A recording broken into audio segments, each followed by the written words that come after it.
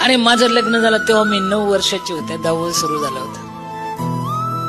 माझे पती 35 वर्षाचे होते. खतरनाकच मॉडेल होतं, मोठंच्या मोठं. मी जगले, तुम्ही जगा. माझ्या पतीने मला हाकलून दिलं तेव्हा मी 20 वर्षाचे होते. जगू शकतं, मी सांगते. गाईच्या गोठ्यात बाळाला जन्म दिला होता.